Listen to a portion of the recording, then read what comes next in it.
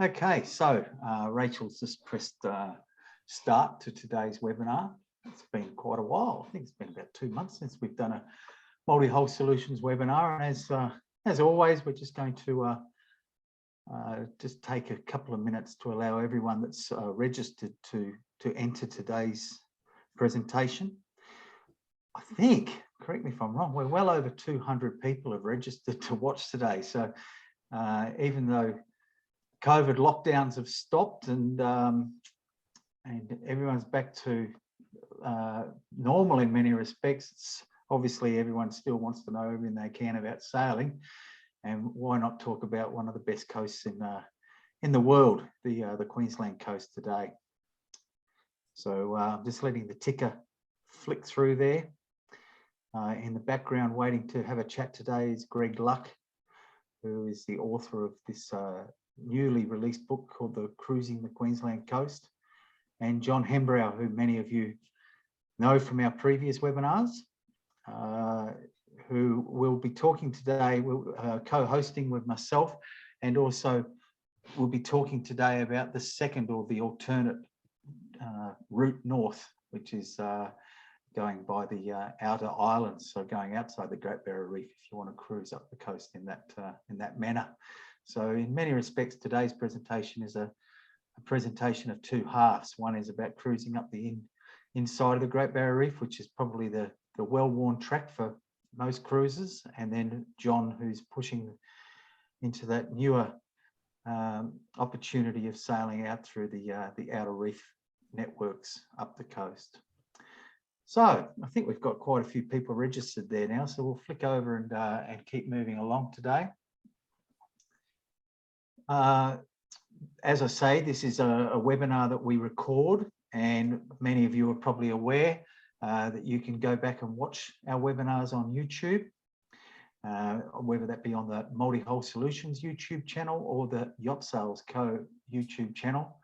And there's a real good library, or a real good library of resource there now. Most of the things, I think we've covered a lot of good topics over the last couple of years since we started these in early 2020. And so if there's something you'd like to know, you probably may find it on one of our webinars. So it's certainly a worthwhile look to go onto our YouTube channel and look through all our playlists. Okay. Now, normally we would then talk about what is our next webinar, but at the moment we don't have a next webinar scheduled. That doesn't mean that we won't have one. We'll probably do some pop-up webinars as we go through the year. But what we would like to do is just remind everyone of the upcoming Multi-Hull Solutions and Yacht Sales Co events. We have the Sanctuary Cove Boat Show on the Gold Coast from the 19th to the 22nd of May. That's a normal part of our season, and that is going ahead in its normal fashion this year. So we're very much looking forward to that. For those of you who really want to get adventurous and have some good wine and some good company, come and join myself and a few of our team in La Rochelle in France from the 24th to the 27th of June. I'm sorry, it's not free or anything. You have to pay your way, but it'll be certainly a good weekend. And part of that weekend will be some factory tours of the Fontainebleau factory and the Dufour factory, and probably the Neil factory as well, actually. And then we'll also, hopefully, if we get the right level of numbers, we'll do a couple of nice lunches, and we'll also do some boat viewings and so on. So I just wanted to plug that weekend. And then the Sydney Boat Show is going ahead this year. The Cairns Yachting Festival, come and join us yet again. A very good few days can be had in Cairns in the south of France for what is probably the biggest, I would say the biggest on-water boat show that we attend each year, but it's a fantastic show. And then a very exciting event in October. Many of you will know Marina Boating and Trevor Joyce. We've done a few webinars with him over the last couple of years and his team. So from the 1st to the 8th of October, you can go onto the Multi-Hull Solutions or Yacht Sales Co website, go to the event page, and you can download more detail about our Mediterranean rendezvous, which will be in Turkey, setting out from Marmaris. So if you haven't done Turkey, this is the year to do it. And he's picked a good time of the year to do it there, not so busy. So that's that one. So moving along. As always, if you want to ask questions today, or if you want to leave a comment or tell us what you know that we haven't mentioned, just click on your Q&A button at the bottom of your screen and type your question. We will generally answer in this webinar today. We'll probably answer or cover off all of those questions at the end in a Q&A session. I do need to just give not a warning, but make you all aware, we have a habit of letting these webinars that we do with John Hembrow go for quite a while. So this isn't going to be a half-hour webinar or 1 hour webinar. It could stretch on beyond that, but that's all right. We're happy to do that because then it can be put up onto the YouTube channel. So if you get a while through this today and you start going, oh, can't keep up, got to go and get the kids, then that's all right. You can come back and watch it. And so if you have asked a question, we'll still answer it, whether you're there or not. So you can come back and have a look at that. But yeah, so the Q&A session we'll probably do at the end today. We'll probably avoid interrupting with questions today as we go, but we will be keeping an eye on it all the way through. Okay. I'm Greg Boller. I've been the New Yacht Sales Manager for Multi-Hull Solutions for a while now. And we've been doing these webinars, Rachel and I, since early 2020 when COVID started. So if you've watched any of our webinars, you'll know how it all goes. All right. Hello, Rachel. In the background there. Hello there, Boller. Okay. Rightio. And then over the page there. All right. So sitting there on the screen is John Hembrow, who has been... obviously, we've worked in partnership very well over the last couple of years, but the Down Under Cruiser rallies, I'm actually not going to talk about John. I'm going to let you talk, John. And I believe you've also got, because of COVID, you've come up with some new and inventive ways of making things happen. One of those is your membership program. So it'd be good to hear about all that. Well, thank you, Greg, and good afternoon, everyone. Thank you so much for choosing to spend this time with us and listening to what we have to say. Those that don't know who I am, my wife Leanne and I departed Australia back in 2008, and we spent nearly almost 12 years cruising away from Australia, New Caledonia, Vanuatu, New Zealand, and then the west coast of the USA, Central America, and across the Pacific. Back to Australia. So we've been out there and we've been and discovered a lot of new places and learned a lot of lessons and had some wonderful experiences. The last 7 years prior to COVID were done in the boat that you see on the screen, Songline. She was a 50-foot ocean catamaran, and she did us proud. She took us backwards and forwards from Australia to Fiji every year, and we recently sold Songlines. Multi-Hull Solutions helped us with that and sold her. We're in between boats, and we're looking for something a bit different. So there'll be more about that as the time goes on. But in the meantime, we're fortunate enough to have some of our rally participants who are happy to have us aboard, and so we're enjoying the OPBs, or what other people's boats, which is quite interesting for us, and gives us the opportunity to share some of our experience with those that are participating in the rally that don't mind having some company aboard. So that's how we're managing our sailing at the moment, and we'll see how that progresses. Greg did mention the members program. So during COVID, we typically with our rallies, we offer people who join the rally a lot of added benefits, such as discounts from our broad supplier of our rally partner businesses, who are all marine related product and service providers. And typically prior to last year, you had to join one of our rallies to be able to access those benefits. And what we discovered was that a lot of people were preparing their boats and preparing themselves, up to 2 or 3 years in advance, and they really needed access to all of these advantages well before they joined the rally, 3 months before they were supposed to be leaving. So we created a member program whereby if you become a Down Under Rally member at $125 a year, you get access to all of our rally partner businesses, their offers and on their products and services. You get unlimited access to our offshore cruising preparation course, which is a 10 one-hour videos on everything from preparing your boat and your crew for extended coastal or blue water cruising.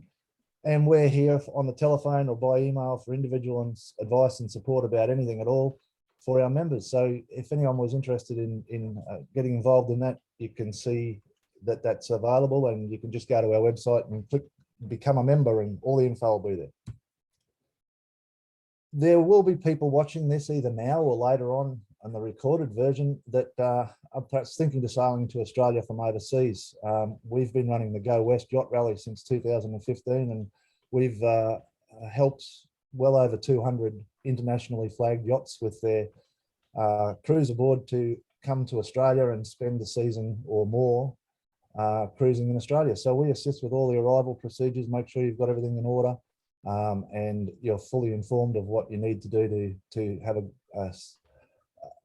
good experience arriving in Australia with the formalities. And then we provide a welcome week in Bundaberg Port Marina, which is a week of events, including cruising seminars for the whole of the east coast of Australia, from Tasmania in the south right up to Cooktown in the north. Over a week we do those sessions live, and everyone's found them very informative, and we don't mind a party or two. So we'll have a party, we'll have a few sing-alongs, we've got mud crab races and all sorts of stuff that we carry on with up there in Welcome Week in Bundaberg, usually around the middle of November, early middle of November. So just jump on the Go West Rally website or the Down Under Rally website, go to the Go West Rally if you're thinking about sailing to Australia. I think you'll find that we're a very valuable resource, and we can help you out. Very good. Prior to COVID, we ran the Go East Rally to New Caledonia every year, and obviously that didn't happen in 21 and 2020. And we've decided for various reasons we weren't going to run it again this year. We want everything to just settle down a bit and go back to 100% normal.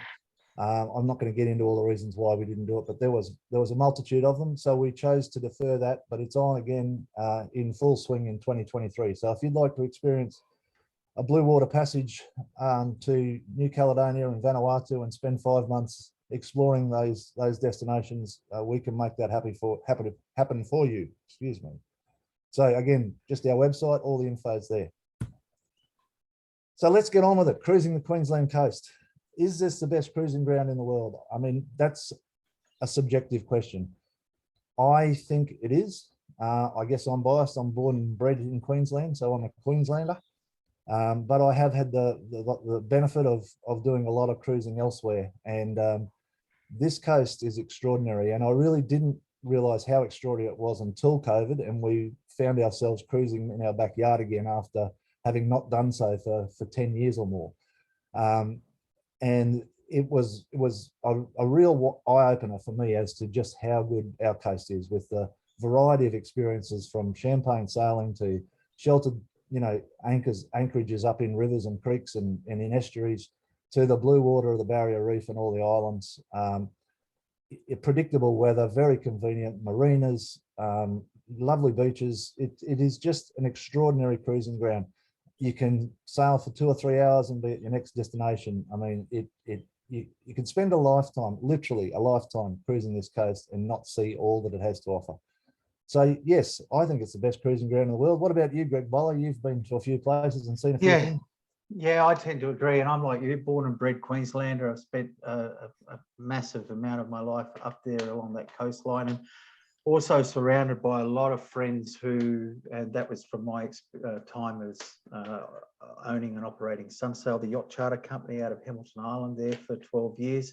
A lot of our staff and the people who work with us and our friends were living on yachts and were cruisers who would go off and cruise and then come back to work for us to fill up their bank account and then go off again. And there's people who've been doing it for as you say, for years. And then through all of that, having sailed in the Mediterranean and also obviously all through Asia with everything we had over there, yeah, there's something to be said about the Queensland coast. It's long. There's always somewhere to tuck into. There's always a breeze, especially if you're going north. And it's special. And you're so right about the clarity of the water. Yeah, it's a great coast to grow up on. It's a great coast to call home, if you know what I mean. And I think it's a really good proving ground as well. It gives you the opportunity to hone those sailing skills with enough of the offshore opportunities if you want to get out there and have some blue water sailing. And then to really find out whether that extended blue water sailing's for you or whether you're more of a coastal cruiser. It gives you that opportunity to explore the options. So yeah, I'm a big fan. So Very good. if we're going to go cruising the Queensland coast, we've got to make a decision. A lot of people over the years have done the Queensland coast, and they do it repeatedly, and they go from the Gold Coast or further up as their departure point, wherever they're based, and they head north for the winter. Now you can do that via the coast, and the coastal, the Queensland coast from the Gold Coast to Cooktown, let alone what lies beyond that up to Cape York, is 900 nautical miles. So, it's a long way and there's a lot to see.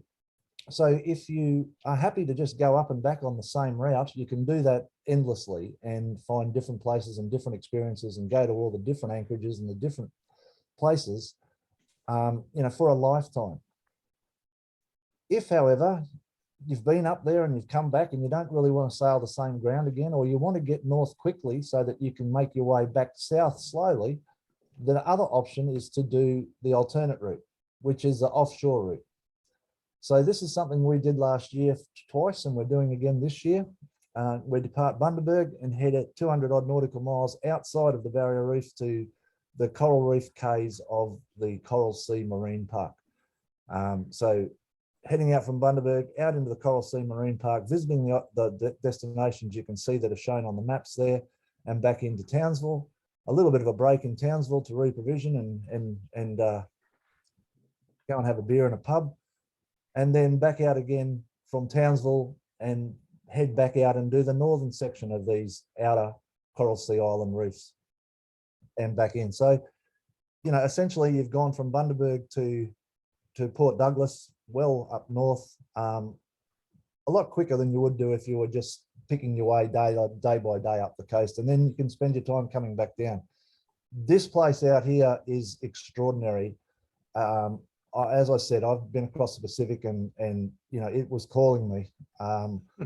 Tahiti and the Tuamotus archipelagos and all of these isolated coral reefs and cays and beaches and things that I knew that were out there. What I didn't know is that this was on my back door. And thanks to Peter Sayer and another couple called Jack and Jude, who have spent extensive periods of time out here, and both have written guides to this Coral Sea Marine Park, I started to get interested in it. And I fortunately was able to put together, forced through COVID to do something. We put together these rallies, the Beyond the Barrier rally, and we've been taking people out there. I got goosebumps now just talking about it. It is extraordinary. It's rough, it's raw, it's not for the faint-hearted, and it is truly an adventure. And you've got to have your wits about you and know, what you're doing. But if you're up for it, it's one hell of an adventure, and you don't leave the Australian waters. But I'll talk to you more about that after the Queensland Coastal Route presentation by Greg Luck. Just quickly, Greg Luck is going to be mentioning in his presentation some articles that we've been printing in our sailing magazine, Ahoy. Greg's been doing an article a month on cruising the Queensland coast, and he's taking you section by section up the Queensland coast in these articles in our Ahoy sailing magazine. So when you hear him mentioning this during his presentation, if you want to go and look at the articles he's talking about, just jump onto our website and find Ahoy, and you can subscribe there for free and go to all the back issues and see all the information. And there's lots of other cool stuff in there as well. So check out Ahoy. All right, well, I'll shut up and I'll introduce you now to this chap, Greg Luck, who I came across because he contacted me about including some information about the Down Under Rally in this new cruising guide that he was writing. And I've got to say, I've read a lot of cruising guides, and this one is just a great blend of information and motivation. I'll let Greg show it to you. Good morning, Greg. Well, afternoon, I should say. Yeah, thanks, John. Oh, all right. Well, welcome everyone. I've spent some time in the Caribbean and the Mediterranean, yeah, Queensland's got the largest number of boat licenses in Australia and the largest number of registered boats. I mean, we really are a boating state, and we do have a fantastic backyard. And it was one of my motivations to write this new cruising guide. A little bit about me. I've been cruising since 2010 on a 45-foot Bavaria monohull called Curlew Escape. A couple of years ago, so I've been up and back, I don't know, about 15 times, doing really the coastal route as John Hembrow was describing. And yeah, I'm not sick of it yet. There's just always something new to do and something new to see. A couple of years ago, I got my RYA Yacht Master and got commercially qualified, which was kind of good for filling in some gaps. And these days I work as a commercial skipper. And in the past, I was a tech guy, so I had a tech career. And I suppose, you know, a lot of people ask me, why is Cruising the Queensland Coast an ebook? Why isn't it a printed book? And, you know, I do find I use the apps. I use all the weather apps and avionics and CMAP and everything heavily. And I just love the convenience in the ebook of actually having lots and lots of links I can click on, and I've done avionics integration. So I am techie, and that's, I guess, where some of the techie features in the book come from. Yeah. And we were talking last night, Greg, and hello, and it's great to have you with us today. We were talking last night. It's been a long time since someone's written a Cruising the Queensland Coast book.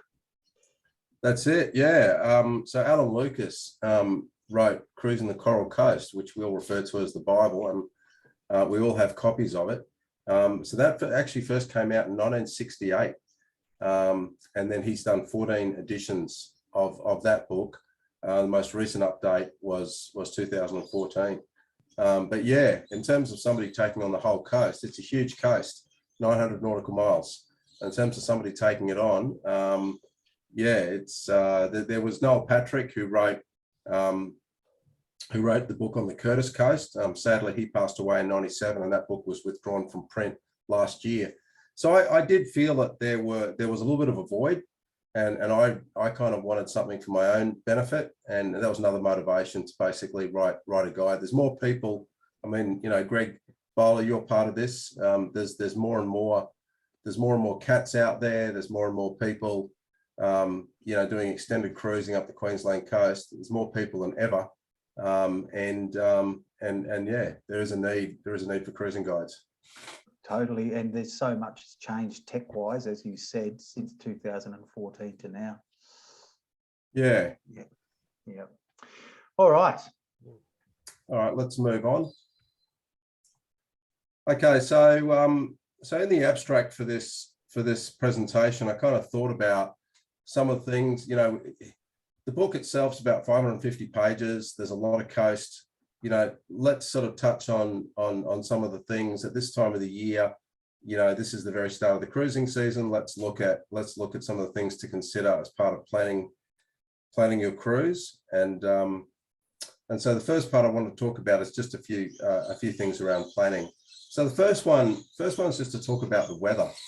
Now we have very, very distinct wind patterns. What we have here is we've got wind rises for Rockhampton, and then Townsville, and in the winter pattern, which is they call the dry season from May to September. You'll see in the 9 AM wind rise for Rockhampton, the wind most of the time is from the southeast. Now that's the trade winds. And then you'll see in the afternoon, at 3 o'clock in the afternoon, you get a sea breeze added. So the prevailing trade wind is still the same. You just have a sea breeze layered on top of it. Now, if we go up to Townsville, similar thing. You've got some southerlies and some southeasterlies during the dry season. And then in the afternoon, the wind is from the northeast. It's basically perpendicular to the coast. So the coast there runs northwest, so therefore your sea breeze is going to be 90 degrees perpendicular. So these winds are very, very good for going up the coast. Now, what to do about coming back? So what happens when you get to November? You get into the summer or wet season pattern, and it's a different pattern. Now I'm showing the wind roses here for November. If you check, and I have checked, like each of the months going forward, they're very, very similar. So what you see is you just get a lot more variability. So, you know, looking at, let's say we're up in North Queensland, Townsville, look at that. You've got northeasterlies, you've got easterlies in the afternoon, sea breeze added on top. I mean, basically you've got winds that you can sail on a beam reach to coming south. And then once you get further south to Rocky, once again, variable, you do have a little bit of southeast, but basically you can wait for a weather pattern of northerlies to come along and they can take you home. So it's an extremely important pattern to understand for Queensland cruising.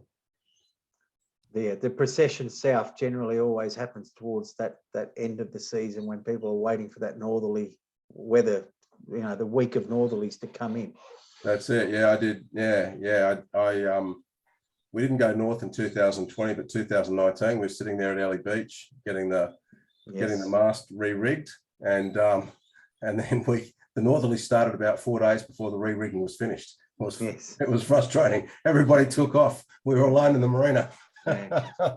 Waiting for the next one. All right.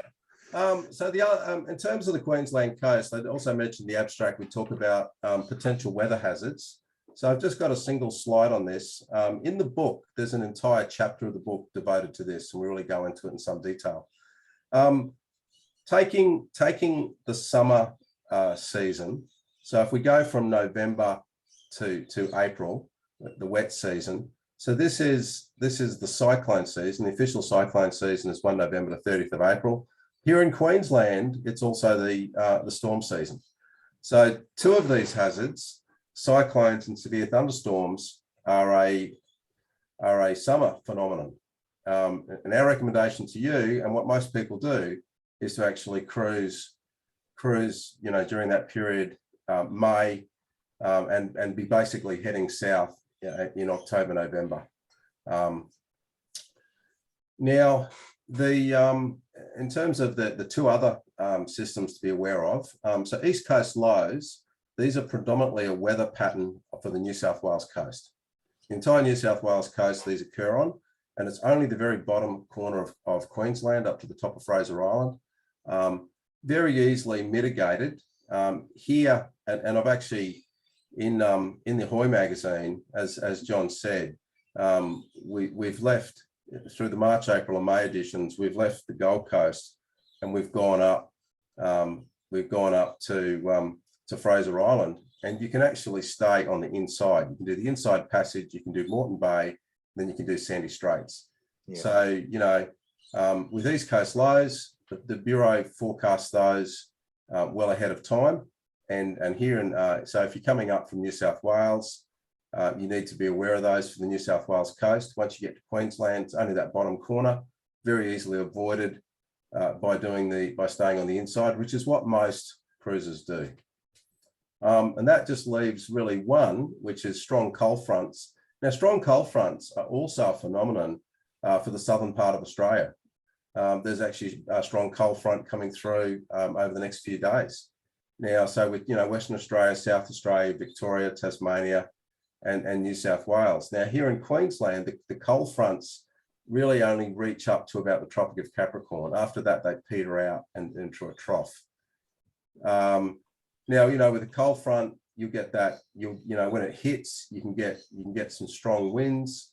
You get backing and strong winds for sort of 2 to 6 hours, and you can get an associated line of squalls and thunderstorms, but in winter, much less of that. It's mostly just the strong winds. And that's the mitigation for that is just watch the weather. The cold fronts move across Australia. They start over in Western Australia. You have about 4 days notice that a cold front is coming. So basically you just make sure that you figure out where you're going to be, usually in an anchorage, really. You know, what I've noticed is that the timing of when the cold front arrives, it's normally spot on to the hour. Yeah. Very, very accurate. And then the other one, of course, is you know, from all those years of even up in the Whitsundays is through those winter months, as you said, it's very reliable. If you've got your breezes, they're normally going to be coming out of the southern quadrant. And so you know which anchorages are the workable anchorages.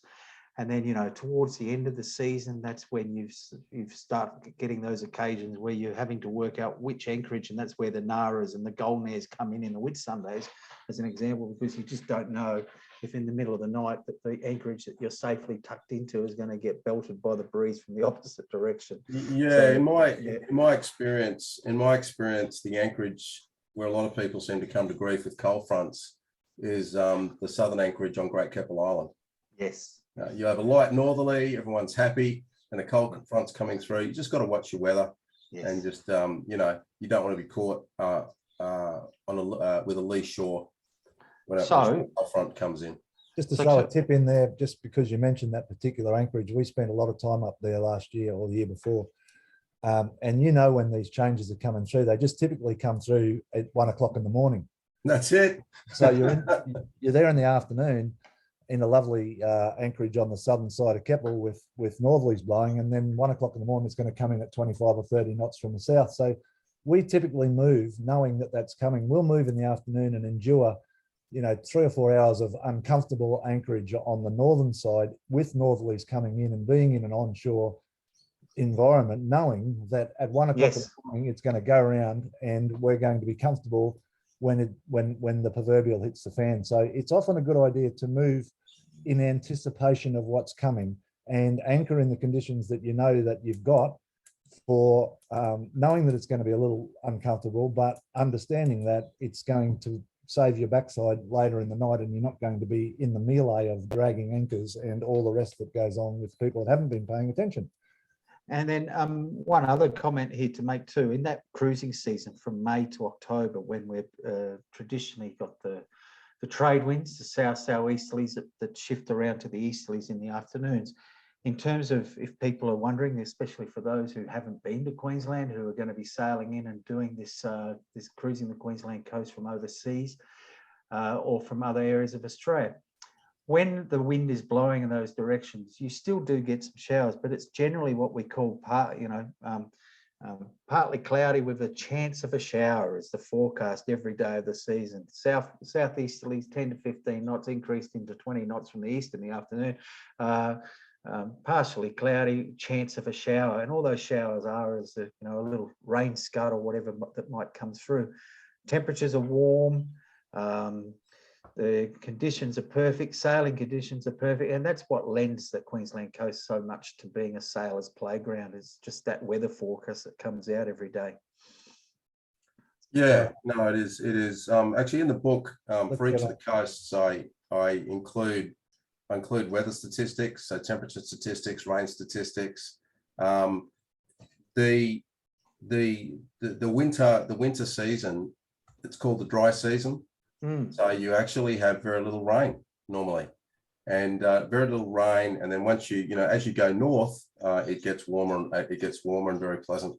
So it's just a winter in Queensland cruising in winter is fantastic. It's what it boils down to. All right. So on that note, take us north. All right, jump over to the next slide, and let's now take everyone who's with us today. All right. So that was a couple of slides on some of the driving factors for why we go north when we do. So boiling it all down, the trade winds, reliable trade winds from the southeast start in May. April's a transition month. Some people start heading north in April. The weather in Hervey Bay and Great Keppel in autumn is really nice. So you if you start heading up in autumn before it gets cold, you get lovely weather up there. Most people wait until the end of the cyclone season. Check your insurance if you're planning on jumping the gun there. Another thing in the book, we've actually got, along with wind roses, we've got wave roses and wave statistics that have been compiled by the Queensland government. The waves from about June through to November are actually lower. And also as you go north, the waves get lower. Now, there's a couple of physical reasons for that. When you're behind behind Morton Island, Fraser Island, you're actually out of the ocean swell. So you've only got sea state, not swell. And then once you get once you sort of hit Lady Musgrave, you actually get to the start of the Great Barrier Reef, and then the Great Barrier Reef breaks up the ocean swell as well. So you know if you're doing coastal cruising as opposed to ocean cruising, you're going to be on the inside of that and not getting swell. So you know, lower waves, and the waves get less as you go further north. Now trade winds will continue until September, usually into October as well. So you can just keep basically going up. Now La Nina and El Nino. Now with La Nina, you have stronger trade winds. So the main effect on wind is not a change of direction, just stronger trade winds. Now, when the northerlies, now in a La Nina year, northerlies kick in at the same time. There's no delay to when northerlies kick in. They're still going to kick in at the beginning of November. In El Nino years, the trade winds are lower and winds will be more variable. So this year at the moment, we've got a weakening La Nina. So we actually have quite a strong trade wind pattern for this season, which is expected to turn neutral late autumn through to mid-winter. Now we've been talking about how these winds change around. Now for each of the coasts, I actually include all the wind raises and statistics. Things do change a little bit once you get into the very far north of the state. So as you go past Cairns, and then even more so once you're up on the Cooktown coast, the wind tends to stay from the southeast almost all of the time, including in the summer season in November, December. So if you do decide to go, so let's say all the way up to Lizard or even further, you need plenty of time because you've got to wait until you get one of those rare northerly periods. Greg Bowler? Yeah, I totally agree. And we used to run what we call mile captures up there from Hamilton Island to Cape York when we had sun sail. We used to, for many months of the year, always have one of our staff on a boat with 4 or 5 students. And yeah, sometimes they used to not be very happy with us for sending them up there. All right, so we might keep pushing along. Okay, so you got up there and then when to come south. So there's a couple of considerations. You will get, you know, even during September, October, you know, you look at your wind rises, the wind doesn't blow from the southeast all of the time. So you can still come south, but you just have to, you know, you need more patience to wait for for favorable winds. You know, towards the end of October, the trade winds weaken and the northerly start, and you know everybody's watching like a hawk usually for the start of the northerlies, and then they hit, and like I said, everybody clears out and starts making their way south. Now November is officially the start of storm season and cyclone season. So you know, we were 2019, we went as far as Orpheus Island, and we were actually up there in late October, so well and truly, you know, up in the cyclone belt, and you know, we didn't get back to the Gold Coast until the end of November, but you generally want to be making your way south, and the probability of coming across a cyclone gets less as you go further south. Already mentioned La Nina doesn't really affect the timing. And then the other thing is, you know, because the afternoon sea breezes are perpendicular to the coast, if you've got relatively weak winds, you can still use the afternoon sea breezes to basically get you along. As John Hembrow was saying, you know, a lot of the passages can be 3, 4, 5 hours to go from one anchorage to another, and that's just an afternoon sail, and you can just gradually pick your way south. So we did plenty of that as well. Okay, very good. All right, anticipating a question that you might have, you know, we've talked about keeping in touch with the weather. Obviously, you want to keep in touch with your, you know, friends and family, business interests. It's very, very difficult to be completely disconnected. So how do you stay connected? there is, so the first thing is that in the book we provide signal strength for every anchorage that we have. We have the number of mobile bars that you can expect from Telstra. Why Telstra? Telstra has the largest coastal coverage. Now, to do better than that, you can also add in a booster. There's a couple of different brands out there. The one that I have is the Selfie Go. This is Austel approved. It's Telstra approved. It's a smart system. It doesn't cause any problems on Telstra's network. So I have one of these on my yacht. I've also got another one at another fixed remote location. Very happy with it, and have that coupled with a masthead antenna. And so the mobile coverage that I show on the anchorages, that's unboosted. And so you can do better than that if you've got a masthead booster. And even if you've got a masthead booster, there's some locations where without a booster, you get no coverage and you'll just get enough. And usually what will happen, you'll be able to send text messages first, then maybe phone calls, and then you'll get internet. We've been in plenty of anchorages where we can't even get TV reception and we're actually watching streaming TV, which is quite amazing. So we'll keep pushing along to the next slides because I'm just a little bit conscious of time. But what's important there too to add is I know a lot of people, because we're talking coastal cruising here, and I know a lot of people who've actually run their businesses from their sailing boats up and down the Queensland coast because of this. They might not be able to do that if they were going out into the wild blue yonder.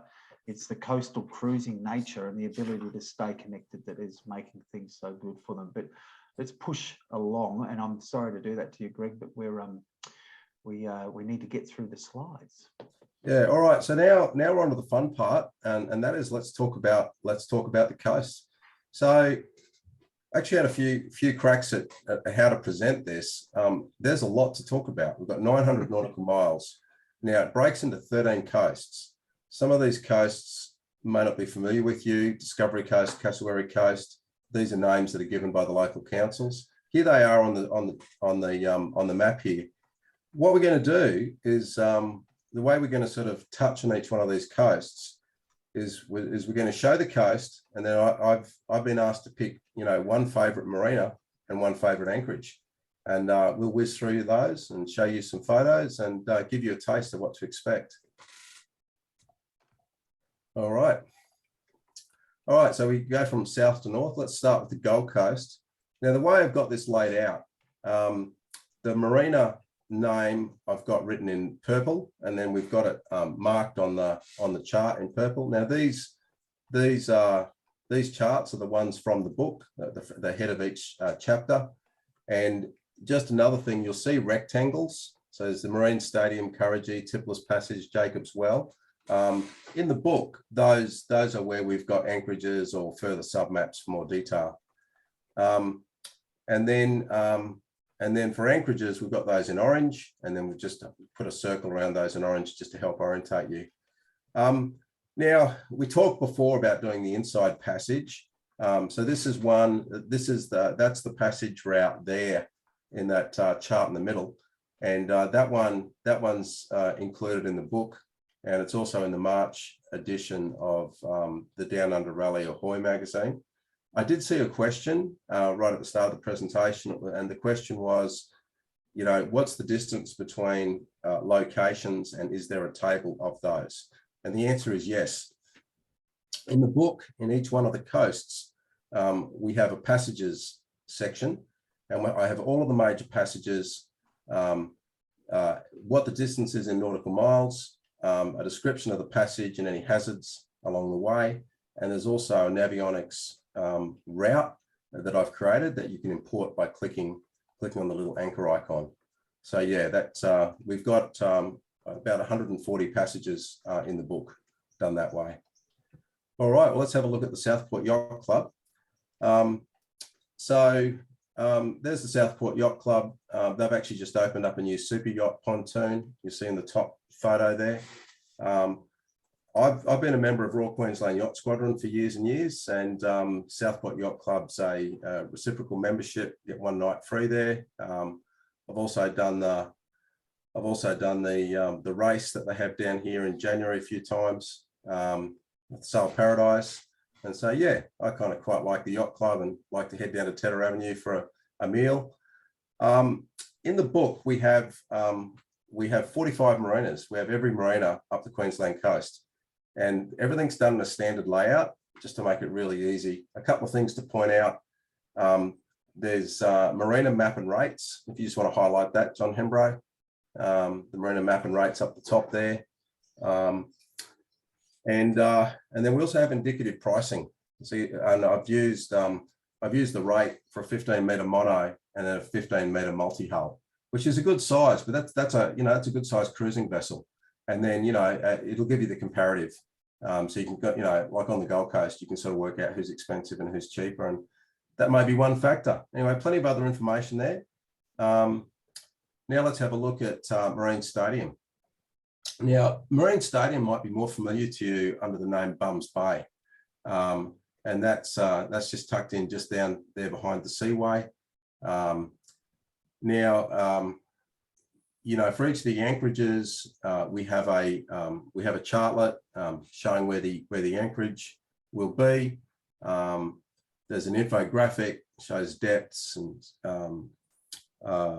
signal strengths and wind directions, recommended wind directions, and so on, marine park zone.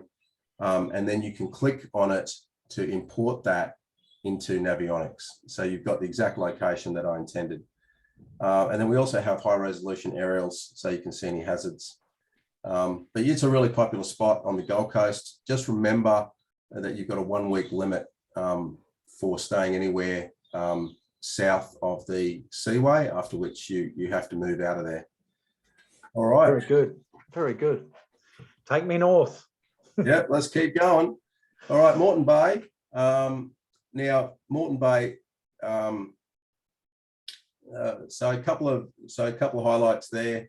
Tangaluma up the top.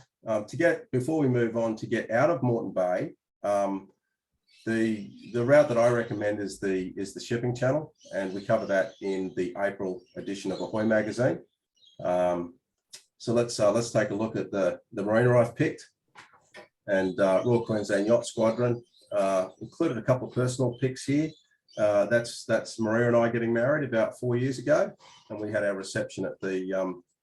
We took our yacht into the VIP jetty, and we had a reception at RQ. It was very nice. That's a popular spot for weddings, but it's a great, very traditional sailing club, lots of racing and fixtures and stuff.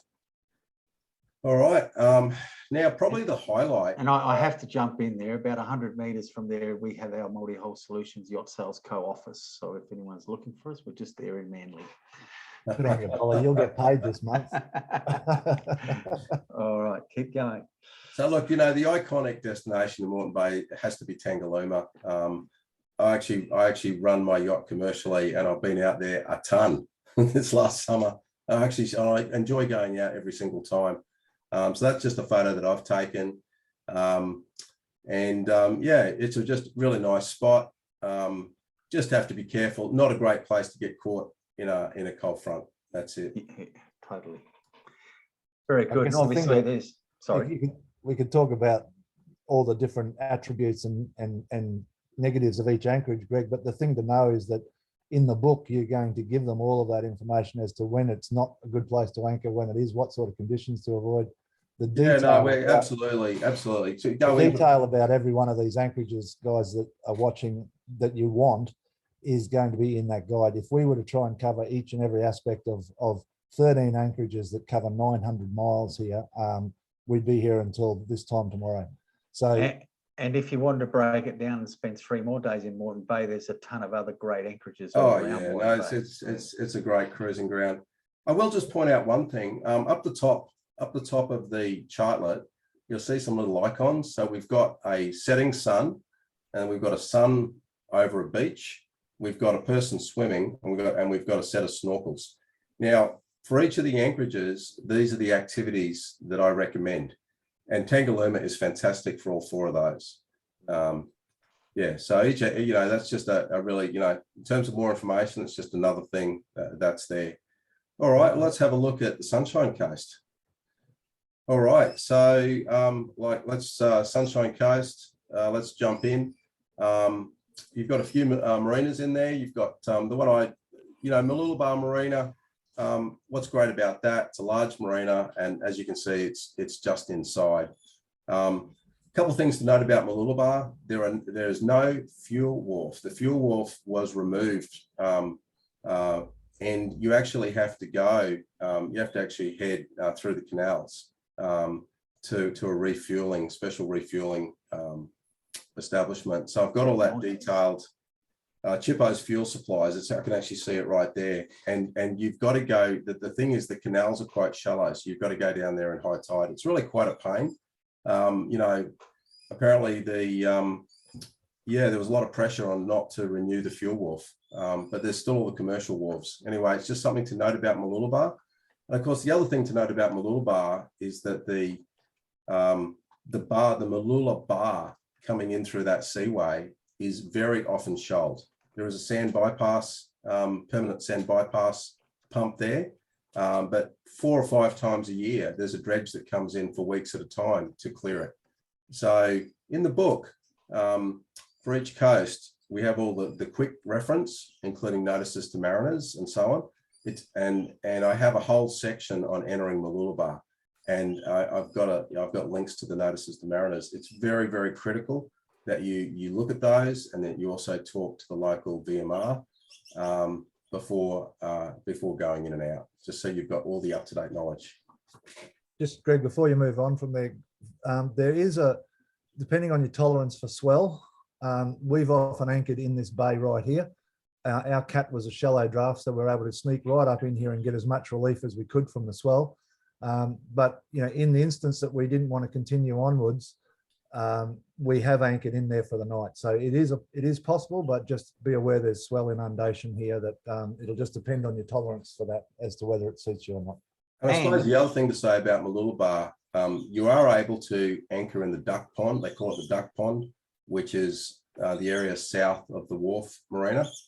The problem is there's some very unusual rules that they have there. You can actually leave your yacht anchored without you on board it indefinitely, which is allowed. So you actually have a large number of vessels that are literally anchored. They're not moored, they're anchored permanently.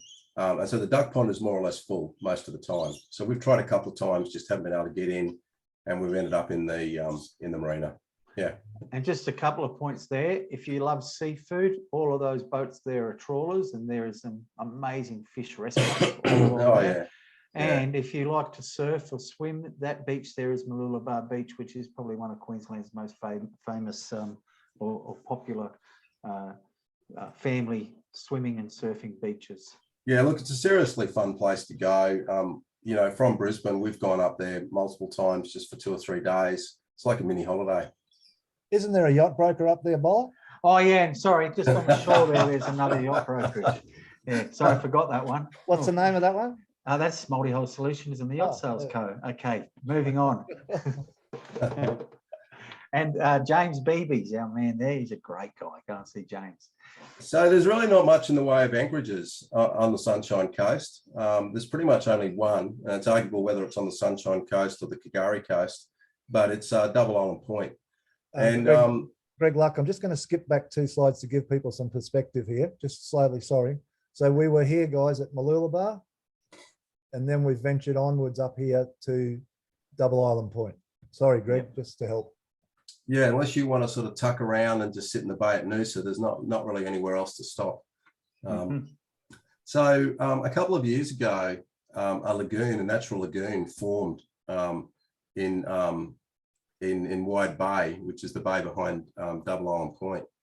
And it's changed shape a few times, but if you're planning on anchoring there, it's good to actually the Cruising Queensland Facebook group. They have the contests. I think it's about 1,500 members, and there's always people going past there and always taking photos of what the lagoon and what the bar, whatever it looks like. the lagoon, I think at all times, it's really only been suitable for cats, not monos. The monos tend to sit just outside, but they still get some protection from the swell that wraps around. Fantastic. And there's also a gentleman called Peter Gash, who for years and years has been flying his CSE planes, planes up to Lady Elliot Island. And he also takes photos of that and the Wide Bay Bar and gives them to the Coast Guard up there. He owns Lady Elliot, doesn't he? Yes, he does. Yes. Yeah, no, we went up to Lady Elliot last year, met Peter, his daughter. So, yeah. That's another good thing to make too. The Coast Guards, like the air sea rescues out of Tin Can Bay and Bribey Island, places like that, they're also good to get on their Facebook pages because they often have localized information. Just for those coming up here, we call them VMR, yes, not Coast Guard. So in Queensland, we're VMR, Volunteer Marine Rescue. So you would be contacting VMR. Very good. Yeah. Actually, just on that point, in New South Wales, there was a merger of the two rescue organisations about 10 years ago. In Queensland, we actually have two organisations. We have Coast Guard and we have VMR. They're colloquially or together they're called VMR, and they all have VMR call signs. But there are two distinct separate organisations. One's orange and one's white and blue. Yeah, so we've in the quick reference, we've got every single one listed, so you know who you're dealing with. It is possible to sort of buy a membership with Coast Guard, which is like an RACQ or a NRMA, breakdown assistance. You can do that with Coast Guard. The VMRs are all individual memberships, however. And while we're there, I'm not sure if it's later on, but remembering too that you can also use those stations, the VMRs, to log on and log off, or to notify your progress up the coast. Yeah, we have in the book, the first 150 pages is called Things to Know Before You Go. And there's all these types of things. Yeah, we have all that information on how to do that. Safe tracks, the log on, the log off, all the different choices that you've got. It's a very, very good idea to let them know. So, if you're in trouble, it just speeds the response. It's another one of the benefits of doing a coastal cruising season rather than a offshore passage. All right, let's flick on, guys. All right, so a little bit of an eye chart here. There's plenty to look at. So if you want to go up around the outside of Fraser Island, it's a long way until you get into a known safe anchorage. You're looking at about a day and a half non-stop. Typically when if we're going north with a crew, I will go up around the outside and I'll just go up to the Whitsundays non-stop just to get up there. But if I'm cruising with my wife and we're trying to do day cruising, then we do the inside. So the inside passage is where you come in through the Wide Bay Bar, come in through Inskip Point. So we've got the route there. Now that route is shown in the May edition of Ahoy magazine, and obviously also in the book. It's one of the many passages. Just want to point out something with the Wide Bay Bar. So the Wide Bay Bar is another one where we go into a great amount of detail in the book about how to plan for it, how to cross it. One thing I want to show you is just how significantly the route through the bar changed between 2020 and 2021. For those of you on this webinar that have been up and down the coast quite a few times in past years, but maybe you haven't since COVID, just be aware that waypoint 1 has moved about a nautical mile further north. So as always with the Wide Bay Bar, you contact the VMR Tin Can Bay to get the latest coordinates. They work with surveys. Now they used to do a survey a year. They've now changed that. They're now doing 2 surveys a year, and there are at least 2 updates to the waypoints per year. So it's another change to previous years. 4 weeks ago, a colleague of mine was delivering a boat up there, had the AIS turned on the radio, which on his, his AIS was turned on, was heading in, and next minute got a call on the radio from VMR, Tin Can Bay, and they basically said we've got you on our screen, you're not going in the right way, you're going the old way, and they basically verbally guided him back across to where he should be. But that was very useful. Wouldn't have been able to be done if he didn't have his AIS on. Yeah, it's important. It's really important that people, you know, it's always the case that you don't assume you know the waypoints, you get the latest information.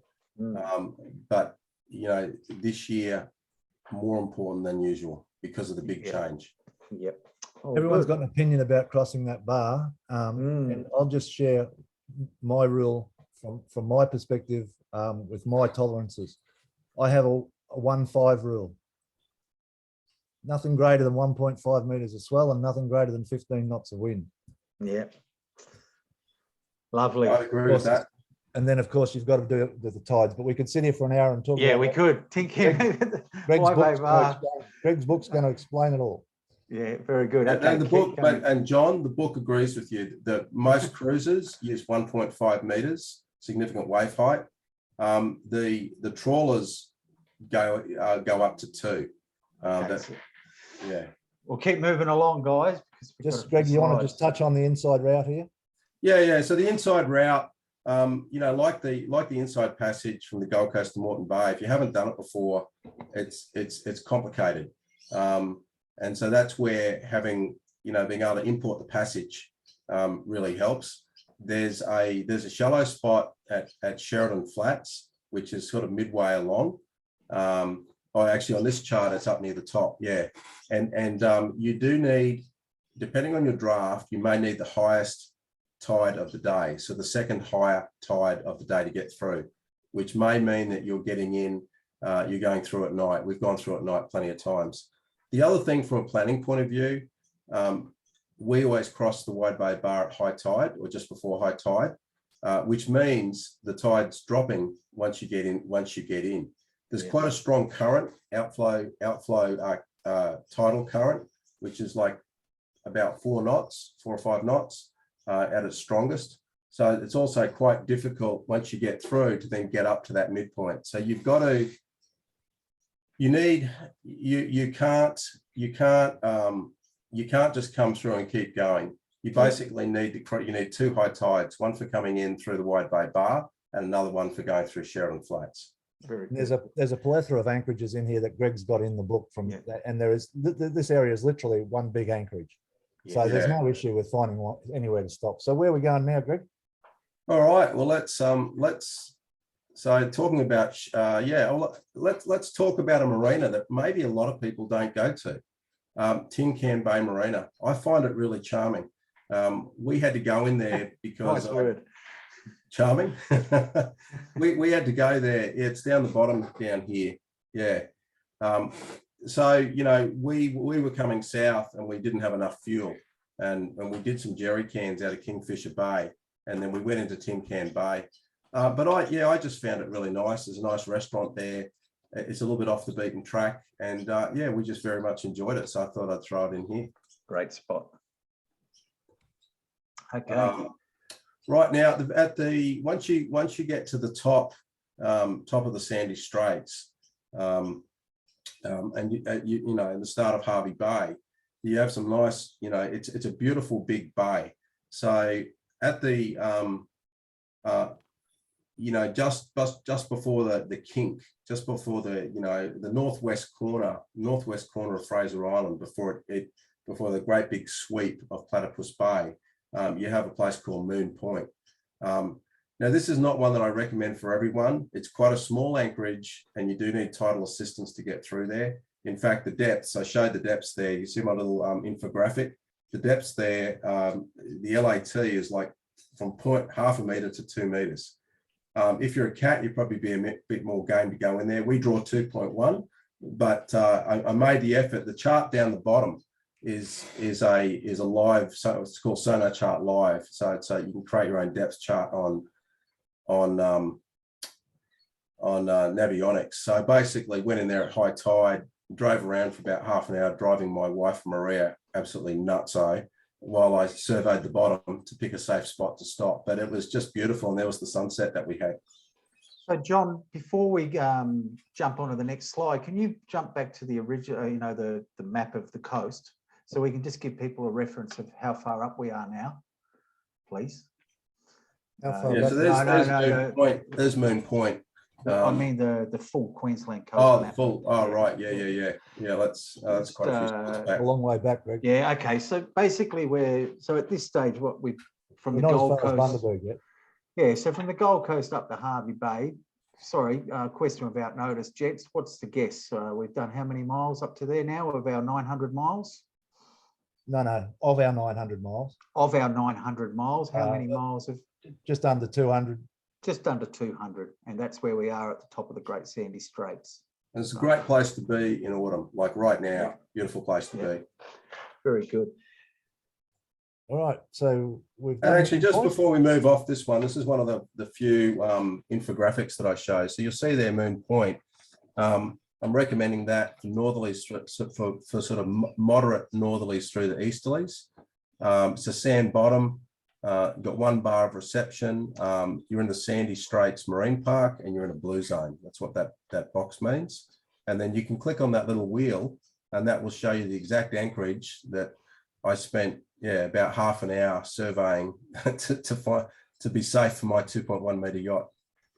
Very good. All right, next one. Okay. Bundaberg. Sorry? Bundaberg. Very Oh, good. Bundaberg. Yeah. So the locals refer to this as the Discovery Coast. So we've got, so the main city there is Bundaberg, Burnett River and Burnett Heads. And then, the iconic destination is Lady Musgrave Island. So let's take a look at both of those. Bundaberg Port Marina. John Hembrow might have a few more words to say about this. Absolutely beautiful grounds there. And the marina is actually expanding this year. It'll have actually 180 berths by August. And just very, very convenient place to stop. You want to say a few more words about it, John?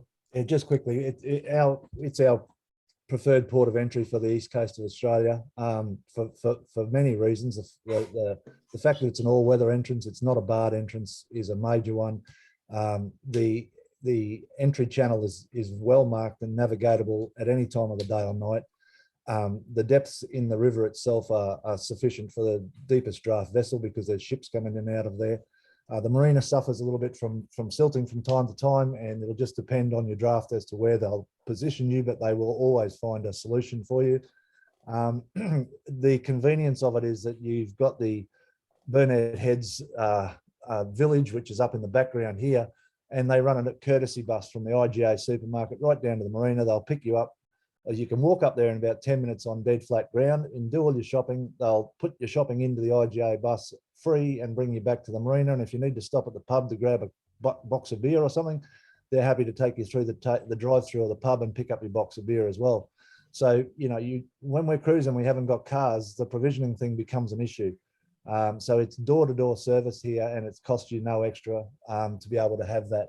Of course, you've got a nice restaurant there, and you've got a well-equipped, well-stocked chandlery, and some, a selection of trades and services if you need it. So, from my perspective, it's a very convenient and well-established marina, and they are very cruiser-orientated.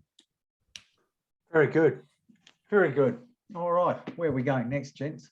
All right, so we're going to go to Lady Musgrave Island. So this is one that I cover in quite a lot of detail.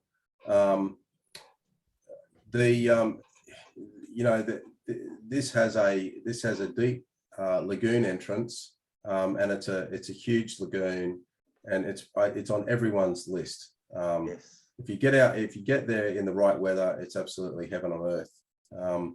I've got 9 anchorages marked there. There's 2 different icons. There's the 1, 2, 3, 5 down that bottom corner. They're actually public moorings. You'll notice that there's a public mooring just outside the lagoon entrance, number 4. That is very convenient because if you get there, you really want to enter at still water, either low tide or high tide, because you get quite a rush of water coming out there. But that's just great because it's deep out there, and just being able to jump on a mooring while you wait to come in. No, it's an absolutely beautiful spot. You know, you do have, And I let's sometimes explain. want to go there and don't go there if the weather's not right. I would just say, just make sure you're not planning on going there in strong weather. So 2 tips for those who are arriving at Musgrave for the first time and planning their passage. It's approximately 60 nautical miles from the mouth of the Burnett River to the entrance of the lagoon. You want to time your arrival to coincide with 2 things: tide, and as Greg's already mentioned, a slack tide, or you know, preferably a slack tide or a incoming tide. The current in the pass, in the boat entrance here, it can get significant depending on the moon phase and the tidal range, and it does not flow directly through the center of the pass. You can get a little bit of offset, so you've just got to you make sure that you've got good steerage on the vessel and you've got good power on the vessel, that you're able to maneuver it well through that pass. Don't be daunted by all that. It's much wider than it looks on that map. Yep. And it is very, very doable from a point of view of someone who's never done it before and it's their first reef pass. Don't get frightened by doing it. It is something that it's the absolute. The first time I went there, I felt like I just rounded Cape Horn. I thought I'd really done something very cool, and it sticks with me as the iconic thing. The second thing we need to know is that we need to time our arrival between the golden hour of 10 and 2. And we need good overhead sunlight. We need to be able to see what's going on with the depths inside the lagoon when we're navigating in there. And if the sun isn't in your eyes or it's not high in the sky, it's difficult to determine the location of the underwater obstacles, the bommies, the coral heads. So you know, 10 and 2 is the golden hour for arriving with especially in the winter or autumn months when there's less daylight hours, and good overhead sunlight to navigate within the confines of the lagoon. Very good. Moving on. Moving on. And while we're moving on, just remember too, we've got along the Queensland coast, you have a mixture of islands, and I think it's fair to say the majority of them are uninhabited, which you know, in many parts of the world, if there's an island, someone lives on it. This Queensland coast we're talking about cruising along, there is so many areas where you'll at times be the only person there. Yeah, look, That's right. And most of them are national parks, and yes, some of them are what's known as Commonwealth Islands. So all of the ones that have got lights on them are Commonwealth Islands. It's really important to understand, guys, that we're not doing this justice. We just simply can't. As you see, No. we've been here for a long time now, and we haven't, you know, we're halfway up the coast and we've stopped at 2 different spots. yeah. There's, you know, when you leave Musgrave, you've got, what is it, Northwest? Yeah, the bunker group. Yeah, Right through the bunker group. It's replicated a number of times. Musgrave's the pick of them. I mean, we haven't gone into 1770. We haven't gone into Pancake Creek. No, we're literally picking 1 anchorage per coast. So I mean, it's just like, and then you know, we've got to talk about 13 anchorages and 13 marinas. I mean, well, let's get on with it. Just let's understand go. we've skipped a lot, and it's all in the book, and it's very doable. We're up at the Capricorn Coast, Greg. All right, yeah, let's move along. We might start moving a little faster over the marinas. So let's move ahead. Kefir Bay Marina, that's a huge marina, 568 berth marina. Everything you need to know about it's there. Yeah, it's all there. The iconic destination is Great Keppel Island. I think it's probably the best all-round island on the entire coast. Love it. I agree. I used to work for Australian Resorts. I used to actually work there. Yeah, loved it. There's what's, you know, it's you've got crystal clear water. You've got a big shallow sandy bay. You've got lots of different anchorages. You've got fringing reefs with great snorkeling. It's got it all. So really good walking tracks. Walking tracks, absolutely. Yeah, it just has it all. And at certain times of the year, it's got the perfect climate. Sometimes it can be a bit chilly, but it's got the perfect climate on. So there's some of the most beautiful sunny winter days can be had at So Keppel. the other important thing here from a cruiser's perspective for those that haven't been there, we've got an anchorage that's giving us relief from the south, albeit it gets a bit rolly at times. We've got an anchorage that's giving relief from the east. We've got an anchorage that's giving a relief from the north. We've got an anchorage that's going to give us relief from the west. I mean, I literally spent 3 months circumnavigating that island in 2019 during COVID. We just went from anchorage to anchorage to anchorage, and Coles will deliver. You can get your groceries delivered on the barge from Coles to Fisherman's Beach, which is just extraordinary. We didn't leave there for literally 3 months. Yeah, and at the end of Fisherman's Beach there's the hideaway. There's just this really iconic laid back beach bar, and you can get a meal there as well. It's fantastic. Yeah, Very good. It's a gem. All right. I hate to do it, guys. Got to push you along. All right. Righto, let's keep going. Next coast is the Makai Coast. So we come up around the outside of Shoalwater Bay. And sorry, I've got to stop you again. And we've just jumped over some beautiful places. We've just gone past Port Clinton. Anyway, we've gone. Well, I know. It's so hard. It's so hard. Butterfly Bay. I mean, they're all there, but that's why you need the guide. Yeah. Okay. Keep going. Annie, Let's jump in. I mean, the main marina for exploring this coast is the Makai Marina. If we can move on to the next page. So just to give you an orientation here, we've come from down here, and we're going to highlight these two locations in this coast: Percy Islands, Duke Islands. Yeah. There's your marina. Very good. Yeah, Makai Marina. It's a good marina.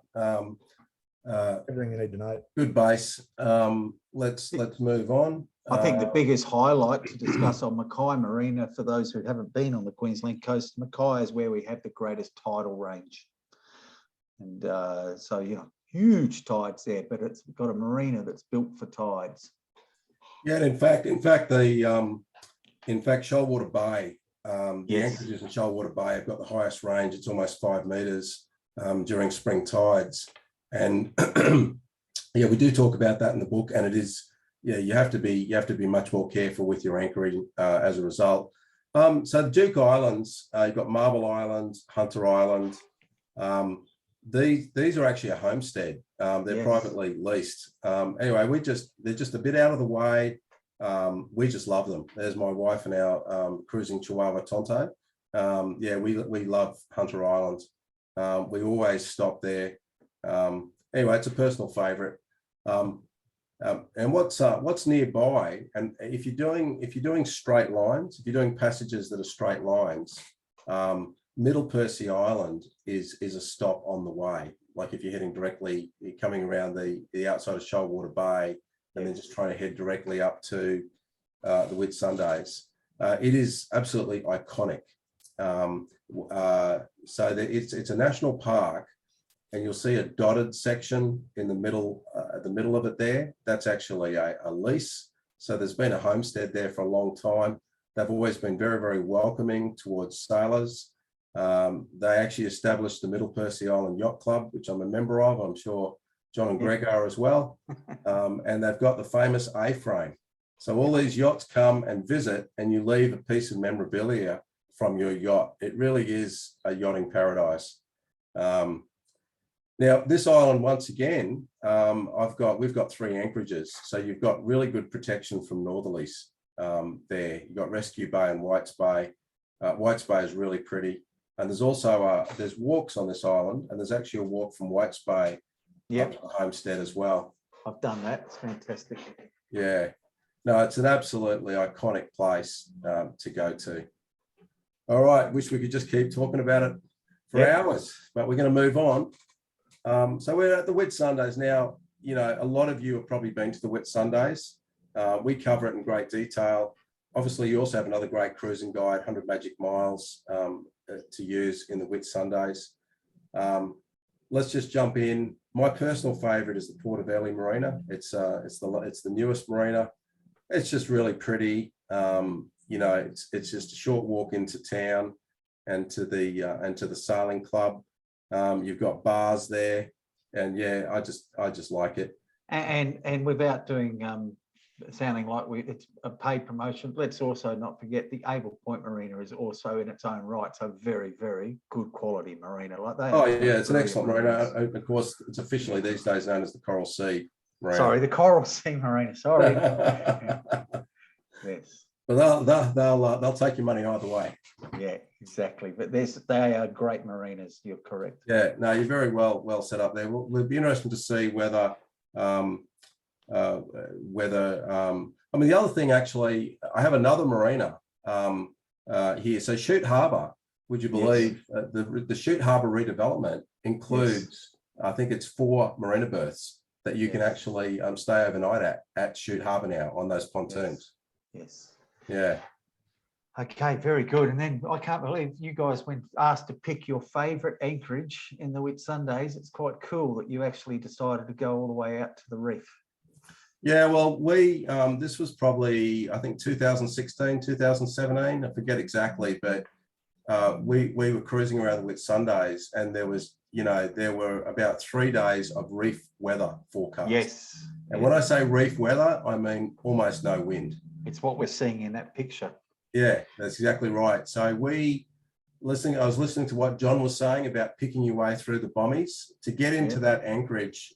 Well, it's not even an anchorage. This is a lagoon which has got more and more bommies the deeper in you go.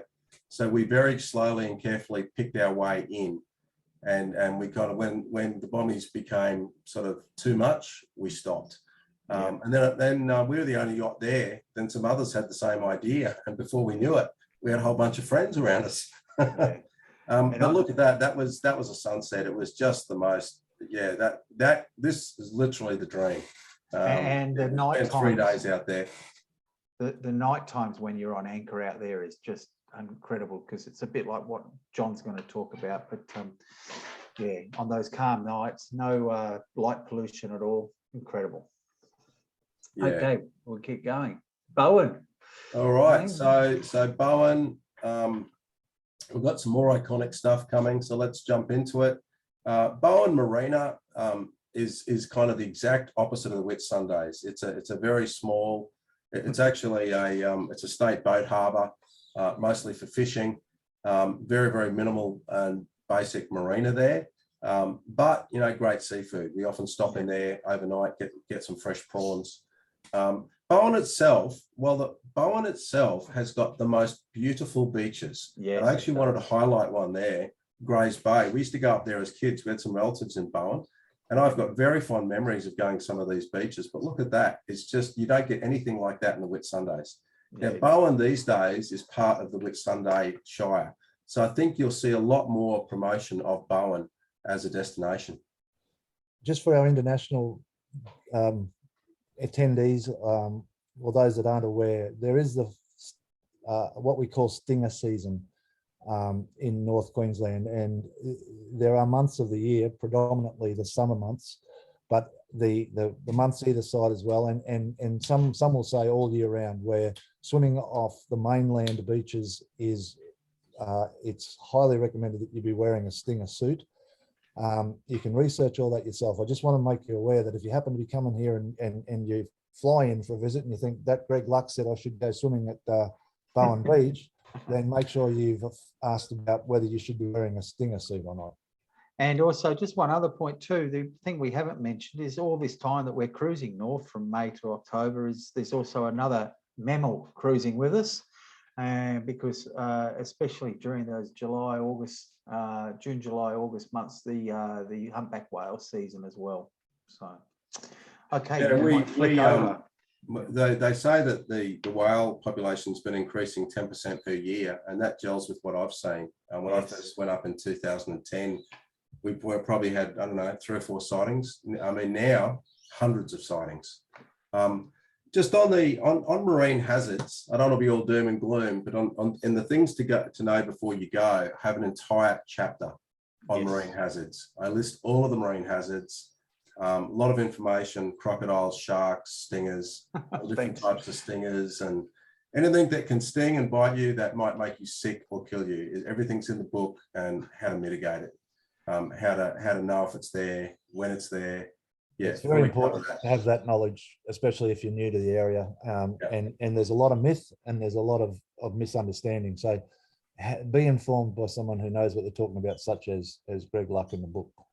And just on that point, finally to point something out. So in the chartlet, we're now looking at Gloucester Passage, which is another iconic favourite. Now in that chartlet, up in the top left-hand corner, you'll see there's two icons. Now these are not the happy, let's sit in the sun or go snorkeling icons. These are hazard icons. So every single anchorage chartlet in the book has the hazard icons. Now, these are not my opinion. These are from Queensland Parks and Wildlife Service. So if the park on that, that's in that chartlet and Gloucester Island is a park, national parks will say whether they believe, what the hazards are. And so for this one, stingers, like we were just talking about, but also sharks. This is one where they have actually a shark warning out for the, I think till 2023. So Greg Luck, just for those that aren't familiar, we've left the Whitsundays proper now. We're heading north again. We're at the northern side of what you would probably call a Whitsunday group in Gloucester Passage. So, that's right, and Bowen is actually considered the official start of far north Queensland. So we've left the Whitsunday coast. We're on Right, and we need to speed it up a little bit, gents. So if we can jump through Gloucester Passage and then Yeah, so Gloucester Passage is there's Monty's Reef Resort there. There's the Gloucester Resort. It's a great place to shelter from the usual trade winds. You can also get a little bit of shelter from northerlies in the passage itself, and we feature those anchorages. And if we just move on, there's so the Gloucester Passage has been made famous by the Shag Island Cruise and Yacht Club. I'm sure many of you on the webinar are members. I'm a member of the Shaggers, and there's the prostate cancer icon that everyone's made with their dinghies. So that's on in August each year, the rendezvous. Yeah. And just so everyone is clear, there is actually an island called Shag Island there. It's not what you think. Don't think so dirty. Yeah, there's a tiny little island in the western part of the passage. If you just go back to the previous slide, John will highlight it. That's it there. Now, interestingly, its official title is Passage Island. But that's the islet that's referred to by Shag Island. I think Shag Island might have some extra connotation. It does have shags on it, but officially it's Passage Island. All righty, let's keep going. Are we going to Townsville next? We're heading up there. Yep. All right. So now we've got the Townsville Coast. It's actually a little bit of a haul from Bowen to Townsville. You've got no protection from northerlies. So you've got Cape Upstart, but to get up there, you've basically got to commit to 2 very long sailing days. There is a possible stop at Cape Bowling Green, but I strongly recommend it against it in the book, and I provide the reasons why. It's not a safe anchorage. Anyway, once you get up there, it's just beautiful. So let's jump into it. You can go to Magnetic Island. There's Marina has been up there, open for about 10 years, called Makai Island Marina, it's a lot of fun. All right, Orpheus. Oh, we're jumping around. There's the wife and dog. It's just I love Magnetic Island. Very quirky. Anyway, moving. Just so much more to see. Our favourite of ours is Orpheus Island. You've got in Pioneer Bay there, you've got the giant clam garden. There's a clam plantation. The clam's now very mature, and you've got a research station there as well that you can tour. Orpheus Island Research Station. Then down the bottom, there was a degaussing station used in the war. It's called Yanks Jetty. And if we go to the next page, there's that's the beach at Yanks Jetty. Yanks Jetty is just behind me. It's just, the water is so clear, so beautiful. We actually went swimming there. Absolutely loved it. So that's Orpheus Island. There's also a resort on Orpheus Island. Now going north of Orpheus, you get to Hinchinbrook. Now Hinchinbrook is like to me, I always think of it as like the island in Planet of the Apes. It's just otherworldly. It's just an amazing island. It just comes straight out of the water and basically touches the clouds. I've actually hiked the island from north to south. The big standout on the island is Zoe Falls and Zoe Bay. So let's jump into that. Just before you do, Greg, sorry, just to make it clear for those watching, you've got an inside passage through Hinchinbrook Channel, or you can go out around the outside. So it's much like being back down in Morton Bay, Gold Coast from that perspective. You've got the inside passage, you've got the outside passage. And actually, just on the entrance to the Hinchinbrook Channel, they've got a port entry light called a Pell light now to actually, which was installed about a year ago to actually show you, just like they have in Mooloolaba, to basically line you up to come through the shallows into that channel. So all right, there's what's that? Our favourite anchorage here. Yeah, Zoe Bay, beautiful. Yeah, been there a couple of times. And then there's some pictures of Zoe Falls. It really is, yeah, quite an extraordinary, beautiful place. And then at the top of the falls, there's a pool, and that's a photo of the pool in the top corner. It is just an absolutely beautiful place to visit. So we're anchoring the boat down here on the chart, but you can see this is the anchorage. The boat would be here. We wander up here to the top of the falls, and we're in this infinity pool. Yeah, and the track is just ordinary. The track is at the southern end of the bay, and that's why you try and anchor down the southern end and also get a little bit more protection. All right, moving along. As you can see, we've got more islands, and then let's have a look at some standouts. Let's have a look. So Port Douglas Marina,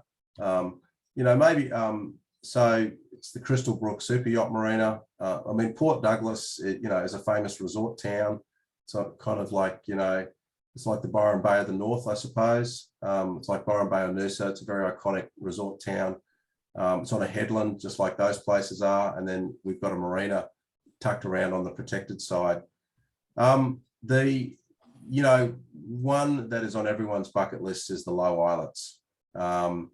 Very beautiful, easily accessed from Port Douglas. You've got some moorings there.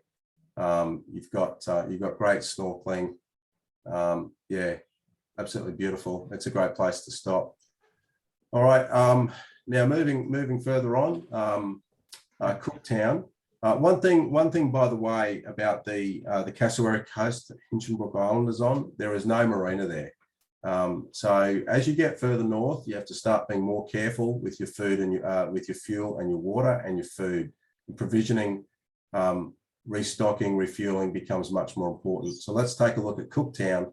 The so-called marina at Cooktown, Cook's Landing, is actually one long pontoon.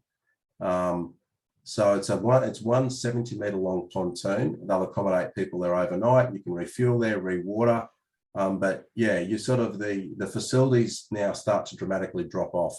So yeah. Now the iconic, we're right at the end of my presentation. The iconic destination, of course, on the Cooktown coast is Lizard Island. I used to work for Australian Resorts. I've been up to Lizard probably, I don't know, more than 10 times.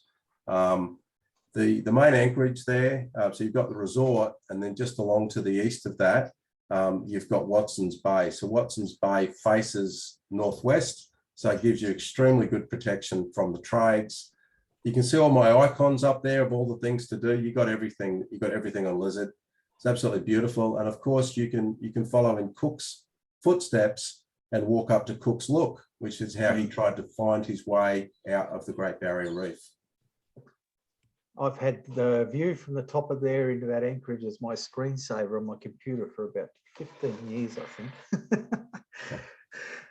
It's just an iconic place. Now on the southwest corner of the island, you have to have the right weather there. This is not a place to go on the trades, but if you get the right weather, you've got the Southern Lagoon. Now I've been in there snorkeling. I actually got attacked by a reef shark in there. I'm doing everything wrong. The good news is he didn't bite me. He just scared me. So you didn't get attacked? No, I didn't get attacked. I just nudged. I just saw him. I was exciting him by my ridiculous thrashing. Yeah, when you're up on the reef and you're 100 meters away from the boat, don't just decide you're going to make the big, don't decide that you're just going to thrash your way along the surface back to the boat. You just attract anything within a nautical mile, which is what I did that day. All right, all very good. So we're at Lizard Island, and for this exercise, that's where we're going to turn around and sit and wait for the northerly to come before turning around and heading south. And for anyone that wanted to continue north, you can. It's about another 300 nautical miles from there up to the top of Australia. Having been up that coast myself, it is just another experience to try and put on one's bucket list. But for now, we have to turn around and start heading south before we get in trouble because we're not home. Yeah, so in the interest of time, there is a 10-minute walkthrough video, yes, which basically walks you through the Capricorn Coast. We don't have time to show that for you. It's on the website listed there. Yeah, have a look at that, and that'll show you what a typical coast looks like. The book itself, it's available as an ebook on Apple Books, Google Play Books, and Kindle, $89.99. Yeah, you can learn more about the book on the website. Yeah, thanks very much, guys. You've done really well, Greg. We've really compressed you. There's so much information to share, and we've asked you to compress it into a short space of time, but that's really good. And I think one thing that we've all gained out of that is that, first of all, congratulations, because to put together a book like this must have been, once you start it, it's like, oh my gosh, how do I get to the end of this? You've done it. And as a resource for people cruising the coast, I think it's going to be very well received, as it has already, based on what you've been telling us. Well, thanks very much, Greg. Now, I don't mean to cut you off, but we now need to listen to Mr. Hembrow so he can tell us how to get there the other way. Yeah. All right, guys, I'll speed through this. For those that are interested, you know how to get in touch with me, and I'm happy to share as much information as you would like to be given. So the alternate route beyond the barrier, that's me sitting on one of the OPBs. We chartered that vessel for this rally last year. Peter Sayer is the authority on this region, and that is his commercial vessel, the Phoenix. It's been running out there for over 20 years, all year round, cyclone season including. This guy is a master mariner and a guru, and a lovely, lovely fella to boot. So Phoenix, Peter Sayer, if you ever get the chance to say hello. We're going to go into the Coral Sea Marine Park. So as you can see, the Coral Sea Marine Park here extends from Bundaberg. And we're heading east-northeast, and we're going out into, this is the whole area of the Coral Sea Marine Park and what it encompasses. Almost 1 million square kilometres in area. It's one of the world's largest marine parks. It is truly an extraordinary place, and it's a well-managed marine park in that it's not all green zone. There's a multitude of zones that allow various activities in there. So it's not like we're going out there and we've got to keep our hands in our pockets. There's some areas we do need to keep our hands in our pockets, and there's other areas where we're free to have, there's more freedom. It's very important to make sure you're across the zonings. I will also just mention, for those that don't come with us and don't get the benefit of all the information that we share, if you want to fly a drone out here, you need to get a permit from the Coral Sea Marine Park Authority. And the challenge with that is, if you don't get the permit and they see your drone footage when you come home, when you're showing everybody, you could well find yourself with a smack on the wrist or worse. So make sure you get a permit if you want to fly your drone out here. Why do we go out there? This is indicative of what we go out there for. There's 67 of these pristine coral cays and islets. The one we're looking at now is aptly named Diamond Islets, and this is East Diamond. We spent just a magnificent 5 days here last year, twice, once in June and once in August.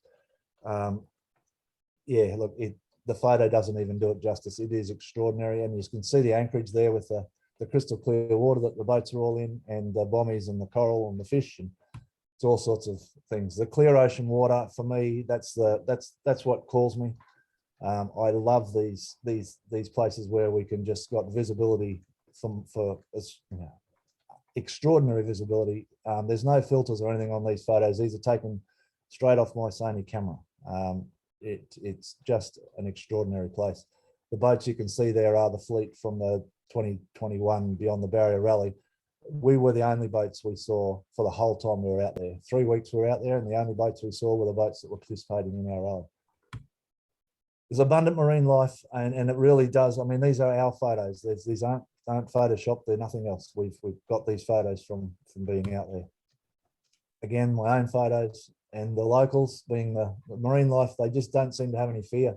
The birds would land on you if you let them, and the little crabs are running around there. The beach, it's just a pleasant place to be, and it's refreshing. It's unspoilt. It's a marine park. It's been well managed and well maintained. World-class dive sites if you're a diver. These again are the photos from last year when we were out there. They're not anything that we've conjured up. This is the photos from when we were out there on the rally last year, and that's Peter Sayer's wife, Michelle, there on a dive with the big coral fern there. Fishing's pretty good as well. Again, these are our rally participants from last year with some of their catch whilst between locations, and some of a nice coral trout there, one of many that was caught in and around the areas where we were permitted to fish. Just on that one, John, while you're there, participation of people in power boats on your events. This coastal one has seen more power boats than previous blue water ones. It's the range is an issue, yes, by and large, Greg, with fuel ranges. But yeah, we had three large power boats do this last year. So if the owner of the boat is comfortable with their fuel range, given your planned passage, and they're happy to join, then that's all fine. Absolutely, as long as they've got the, yeah, I'll talk about what you need to have to get out there. Look, the big thing about this place is that it's I keep saying it's not for the faint-hearted, and I don't say that because I'm trying to be some sort of hero here. I'm wanting people to understand that we are totally reliant on weather. We're going to be out there for 3 weeks. It's more critical to get to be competent and resourceful on this than it is an ocean passage. I would say cruising the Coral Sea is a bigger challenge than going from Australia to New Caledonia. I believe that coastal cruising is far more challenging than ocean passage cruising. And having said that, with these locations, we've got no anchorages that are going to give us any respite from anything other than south through easterly quadrant winds, with the exception of one or two that are well spaced apart. If we get, sustained northerlies, anything with a north in it and west in it, sustained periods of time, by and large, we don't have any respite from it. So we've got to be well aware of that, and we've got to have get out of jail plans. So for each of the destinations we go to, we've got a route that'll get us back to the mainland, an express route, which takes us through the Swains Reef or through Hydrographer's Passage or wherever we need to go to be able to get back to the mainland within 24 hours, should the weather forecast suggest that we're going to have anything other than settled trade wind conditions. If you can't access weather whilst you're outside of internet connectivity, don't go out there. You need to have some sort of satellite internet capability, and you really need to know how to read the weather information you're being provided with. A forecast is one thing, interpreting the forecast is a whole nother thing. So just understand it. One of the really cool things you can do to get an idea of what I'm talking about here and to quantify what I'm talking about is go to this website that you're seeing on the page. You'll see this arrow pointing up here, and it's got a drop-down box to the month of the year. It's June. This is the historical wind data for the last 10 years for the whole world. Every ocean in the world, you can click on there and see which way the wind's been blowing, and you can drill right down into it. And if we clicked on one of these arrows like I've done here, it brings up this windrows box that shows us the percentage and strengths of the wind in that month of the year. A really great cruising resource, regardless of where you're going. Especially not so much coastal because of the topographical effect that the land's going to have on the wind angles, but ocean cruising, pretty good planning resource. If you want to go out here, you've got to take this book. This is the author of it, Peter Sayer, that I mentioned before. He's just doing a new edition. It's sitting in the customs brokerage house at the moment, waiting to be released so it can go out to all the people that have ordered it. $50. If you buy it through our website and you're down under a Melt Rally member, you'll get 10% off. If you want it, you need to pre-order it now because he's going to increase the price for the second edition. But if you order it now, you'll get the second edition for the first edition price. Okay, we're going out there again this year. We're going twice. We're doing leg 1 from Bundaberg to Townsville. I'll show you the route in a minute. And we're doing leg 2 from Townsville to Port Douglas. Again, our own photos from our own image library of last year. So route 1, we're going to depart Bundaberg and we're going to do 60 nautical miles to Lady Musgrave to just let everyone get their sea legs. We'll spend the night at Musgrave and then we're going to head on from Musgrave and do 125 nautical miles to Saumarez Reef. So those that are trying to work out how long this is going to take, we average our passage times for 6 knots. So 10 hours to Musgrave, 20 odd hours to Saumarez. We'll spend time at Saumarez. We'll move on to Marion. Again, another 170 nautical miles. We'll move on to Leehu. We'll move on to East Diamond. We'll come into Flinders and we'll return through Palm Passage or Magnetic Passage into Magnetic Island. Total distance is 845 miles. The planned time that we're going to be out there is 19 days. But at any time, if the weather conspires against us, we will retreat. I've got a passage that takes us from Saumarez straight the way through Swains Reef. I've got one that takes us through Hydrographer's Passage. We've got one that brings us back down into with Sundays, so we can retreat if we need to. Yeah, look, I need hours to tell you about it. Departure dates and how long we're spending at each place. These are indicative. They're not guaranteed. The weather will determine how long we spend. These are lovely to visit, Saumarez, Marion, but the real jewels are Leehu, East Diamond.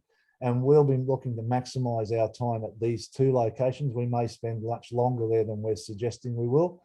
We may spend shorter periods of time with the others. It's all driven by the weather.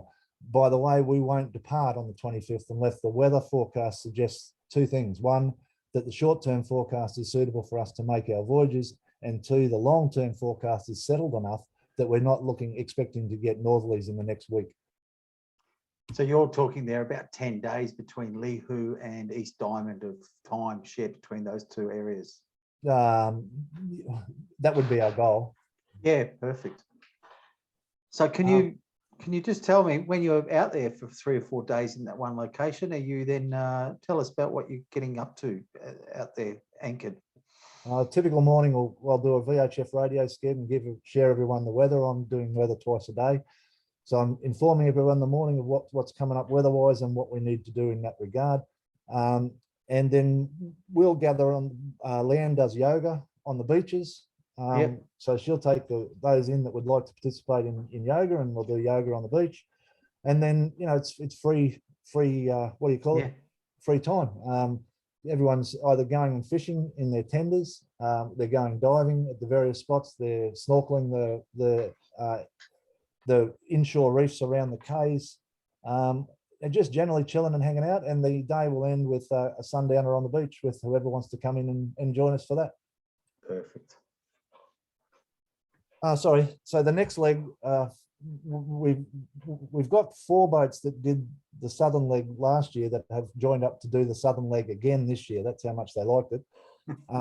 And they've also indicated they would be interested in going again. So we've planning to do another run. So we'll come back into Magnetic from the first one. We'll have 10 days to fix boats and drink beer at the pub and reprovision. And then we'll look for the next weather window to head back out and do the next section of the Coral Sea that's achievable for us, which will see us going via Flinders out to Chillet, Islet, Herald Cays, Holmes Reef, and back through Trinity Opening to Lower Isles.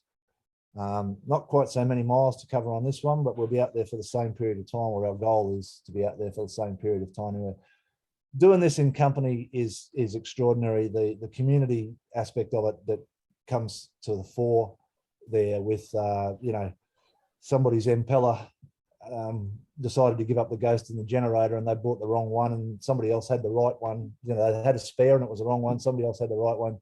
Sails needing repair and everything. The cruising in company thing and the community spirit that was created is really, really lovely. So that's the June itinerary. Again, this webinar is recorded. You can come back and look at these things for as long as you like at your leisure.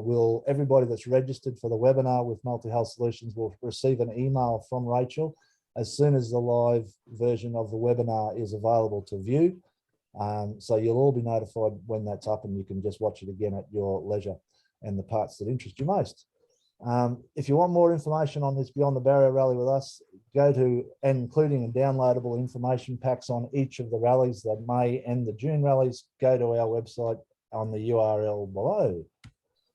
That is it from me personally. I would just like to encourage everyone to, no matter where you're going to go, whether you're going to spend the weekend in Sydney Harbour or whether you're going to cruise the Queensland coast or you're going to sail around the world, just to do it, get out there and make some memories. Thank you, everyone. Very good. Now, don't go too far because we've got a couple of questions.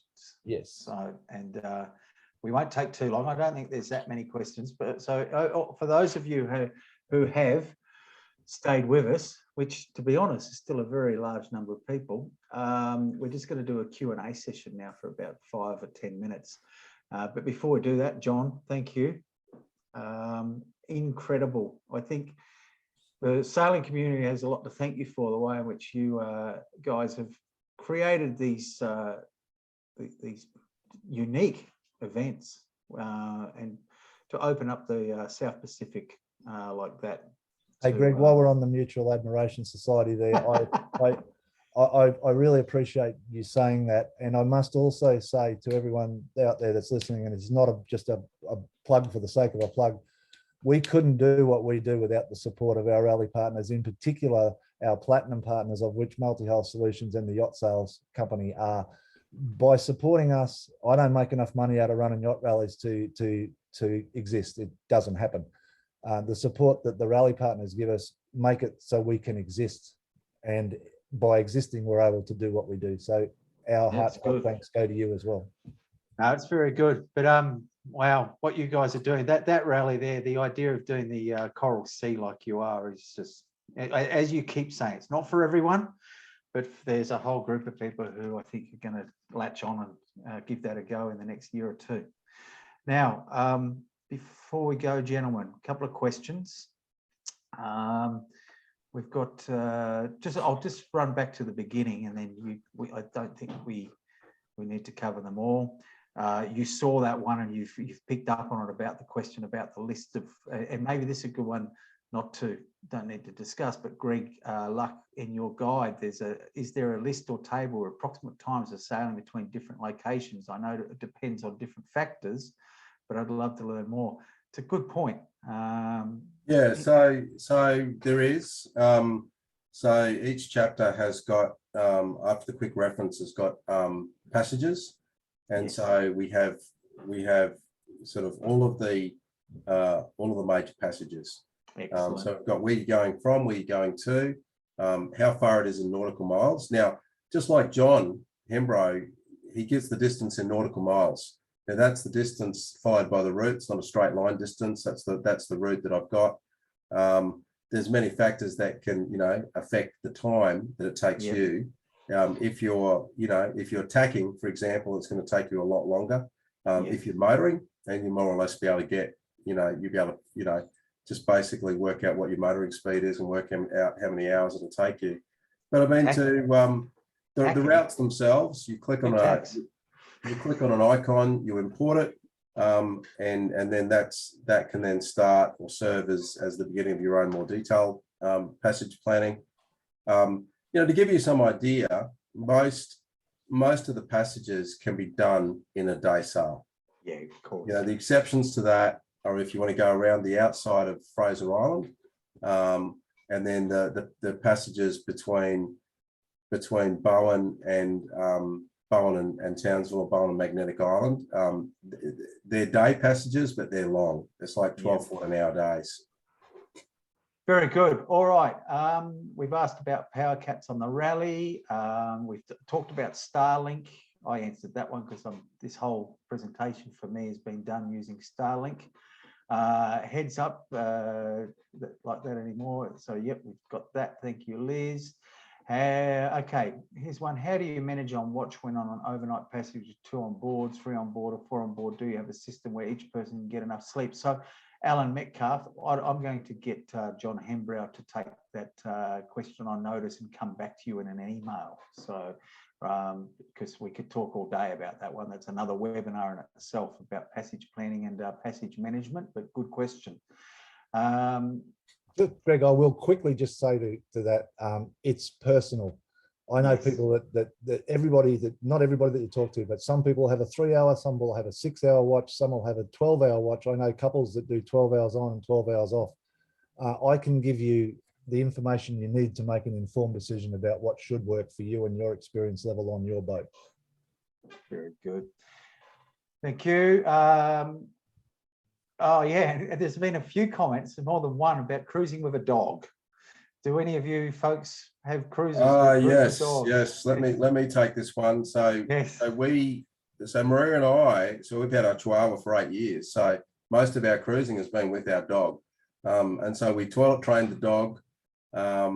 We have so it's not very nautical, but one of the things that we have for every single coast, we've got every dog off leash park and everywhere that you can take your dog. For example, you can take your dog to Middle Percy Island. You can take your dog to Great Keppel Island. You can take your dog to Magnetic Island. You know, we go into the legalities in great detail, like, you know, what's the legalities for the marine park? What's the legalities for the islands? And just one tidbit. So you can put your dog on the tender. You can, and if you park the tender below high tide and the dog is confined to the tender and cannot get off the tender, that is legal. Yes, that's correct. I have all of the, I've got the legislation. I've had multiple government departments review what I said. Yeah, so yeah, we cruise with dogs, and it's a dog friendly. Oh, the other thing is with marinas, we actually say whether or not dogs are allowed. So I've asked every single marina. Yeah, so it's all in the book. Yes, I'm well aware of that neutral zone between high water mark and low water mark along the Queensland coast. And is that where you have to spend all your time? Yeah, I'm confined to that. Yeah, you just get down there. So yeah, so you're saying, Greg Luck, you're saying that you have actually covered cruising with a dog in the book. Is that correct? Yeah, I actually spent 4 days, yes, like laboriously checking through okay. every single shire rules, where they have their dog off leash parks, what their attitudes to dogs are, etc. So excellent. Yeah, no, it's actually important to us, and it's important to a Yes. lot of cruisers. Well, and increasingly so. There was a comment there about how much chain would you need for places like Hook Reef. Is 60 metres enough? I did answer that at the time. I said, yes, it's enough, but I'd also suggest picking up a mooring at Bait Reef as an alternative to anchoring. And the other thing I wanted to say there, Russ, to that question is, once you're inside the lagoons, and you know, Hook Reef is again not an entrance for everyone. It's called the waterfall, but once you're inside, the depths inside the reef system aren't so bad. But it's also about having an absolute respect for the coral, for basically the ecology there. You don't want to be anchoring if your anchor is going to swing and wipe out. So you've got to be, probably first and foremost, you've got to be environmentally conscious when you anchor anywhere up along that coast. Yeah, my wife insists for coastal cruising that we carry 100 metres. Yes. I mean, John, what's your rule for the stuff that you do? I'd prefer to refer people to the offshore cruising prep course. Become a member. There's a whole passage in there, a whole chapter on anchoring and anchoring techniques for coral, including floating the anchor chain so it doesn't damage the coral heads. Offshore cruising preparation course down under Island. Very good. Good. Okay, there was another question about dogs, so that's great. We've covered that. We also had the constraints. What are the constraints for a monohull with 2.3 metre draft? I see lots of cats, so not sure. And I did answer that. And I said, Laura, I would say that the cruising percentage on the Queensland coast is still probably 80% mono to 20% multi, even though images show lots of cats. Sailing the Queensland coast on a mono is perfect. You know, it's one of the great things. It's a great cruising area, and that's what you've been doing, Greg, yourself. Yeah, I mean, one of the things that we draw 2.1. So all of the anchorages that I show we can get into, if they're shallow for us, so we can, need to do it at neap tides, or we need to get in there, we need tidal assistance to get in there. I note that. I have basically shallow, it's got it marked in red. If you're a catamaran, you know, you can go to every one of the anchorages that we go to, but also 2.1 meters. We're probably a typical draft for a large mono. You know, racing boats are deeper. One thing like in Lucas and the Curtis Coast, those guys go into every nook and cranny. You know, they go up creeks and all sorts of things. Yeah, you know, in my cruising guide, it's practical anchorages that we can get into. Yep. Practical passages that we can do. Very good. Will the ebook receive ongoing updates? And Rachel capably answered that to say, of course. And already since you released the book last November, you've had 14 updates. That's right. Yeah. I mean, the rate of updates is slowing down a little bit now. But I just put an update out this week. The update before that was about 2 months ago. So every month or two, just as things change, as there's new things to say, I'll put out an update. One of the great things about an ebook is yes. I can push the update out, and within 24 hours, it'll download to anybody that's bought the book. Yeah, that's very good. And then thanks, guys. Well done. Really good webinar. Okay. And then, sorry, someone has asked, what's the cost of your book? $89.99 Okay. on all three. It's Australian dollars. If there's any internationals, the book's available, you know, on Apple Books, Google Play Books, and Amazon. I do recommend Apple Books or Google Play Books. Yeah, it's $89.99, so call it $90 Australian, and it's the equivalent of that in international currencies. Now, Robert has asked another question here, and I reckon John Hembrow is going to swing it straight to the same answer as before. For offshore or coastal without reception trips, how relevant is today for weather facts, SSB, HF radio is a good alternative? Would also recommend Iridium or another satellite-based internet. So I'd like to just give an answer, Greg. Yes. And of course, same thing. We cover this in depth in the offshore cruising prep course. So if you want an in-depth response, then please go to that. However, HF radio is still relevant. Yes. It's no longer the only alternative. Iridium, as you've said, is another alternative. Satellite-based internet connection is relevant. It depends on what you're trying to achieve with the communication systems.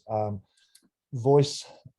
If you're trying to achieve voice communications, if you're trying to achieve voice communications over a long distance, single sideband radio is very effective and far more effective than the current Iridium option. Having said that, a single sideband radio was ineffective on our Beyond the Barrier rally last year because the distance between the boats wasn't sufficient for the propagation to be satisfactory. So the boats really weren't able to communicate effectively using single sideband radio because we weren't far enough apart for the skip to work. So, you know, if you've got both, fantastic. If you haven't, the Iridium is my preferred alternative because I can get the weather using Predict Wind in the offshore app, which I live by. Again, if you want more information to that, please contact me or check out the information in our offshore cruising prep course. Very good. Thank you. And will the Beyond the Barrier rally continue when you restart Go East, hopefully next year? I can't answer that at this stage. We'll just have to wait and see. Okay, very good. We've answered all our questions. So there was a bunch of, quite a number of thank you comments there. So all those people who said thank you, thank you. So that brings us to the end. That is just on 2 hours, gents. We said it was going to be a long one, but the beauty of it is that Rachel will save it and upload it, maybe even split it into a couple of into 2 halves or whatever. But yeah, very good. Lots of information. I don't think we've done the Queensland Coast justice, to be honest. I think we could sit here and just keep going and talking about it. But people need to buy your book, Greg, or they need to get on their yacht and go and sail it and discover it themselves. Yeah. So, yeah. But thank you both. Wonderful. Good to see you again. We'll have to find something else to talk about in the next few months. All right. Thanks very much, everyone. And thank you, Rachel, in the background for coordinating. And thank you for all those people who signed in and joined us this afternoon. It's been great to be back doing another webinar.